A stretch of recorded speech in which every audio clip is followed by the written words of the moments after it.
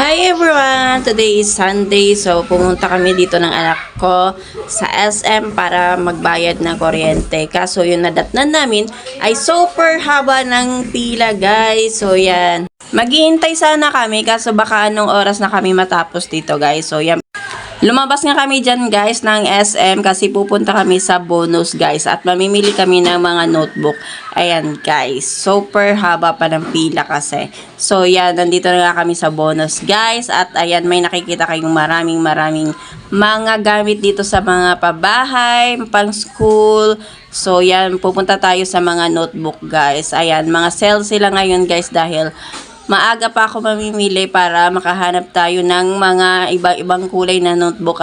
Dito na nga tayo sa notebook area, guys. So maghahanap tayo ng kulay orange, purple, at green. So ayan, maghahalongkat tayo ng mga notebook, guys, sa dulo-dulo at sa gitna niyan kasi super hirap maghanap ng kulay ng notebook, guys.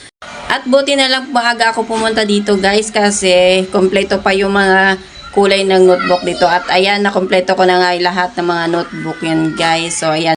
At next, pumunta nga kami sa sapatos area, guys. Ayan, guys, sinusukatan ko na nga yung aking Kunika Iha. Ang hirap maghanap ng sizes niya, guys. Super napapagod na ako dyan, guys. Hi! Buti na lang nakapili na kami ng size ng anak ko, guys. Size 35 pala yung paa ng anak ko, guys.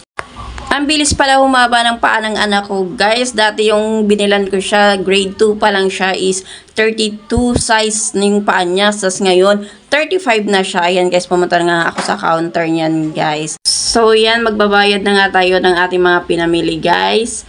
Kasi nagugutom na daw yung anak ko, kaya bumalik muna kami dito sa SM at bumili kami ng siopaw, guys. At nag-order naman pala ako niyan ng 2 gulaman para sa aming dalawa. So kakain muna kami, guys, at yan, napagod kami sa paghahanap ng mga gagamiting school supplies. So baka nagtaka kayo, guys, dahil iba't ibang kulay yung notebook na hinahanap ko. Kasi, guys, yung grade 3 ko is green at grade 5 ko is orange at purple naman yung aking panganay na anak kasi grade 6 na po siya ngayong taon na to. Buti na lang, guys, pagbalik namin dito sa SM ay wala na yung pila ng bayaran ng kuryente. So, dito kasi ako nagbabayad ng kuryente tuwing magbabayad ako, guys, kasi malapit lang siya at malamig dito sa SM. At yan, ang dami naming bit-bit ng aking anak. So, pauwi na po kami, guys.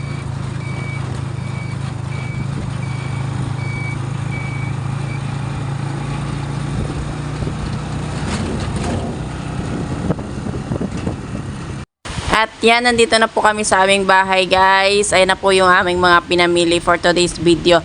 So, ayan, guys, dumating na nga yung Shopee din ng aking anak. So, yan, kukunin niya na. So, ayan na po yung binili kong payong para sa kanya.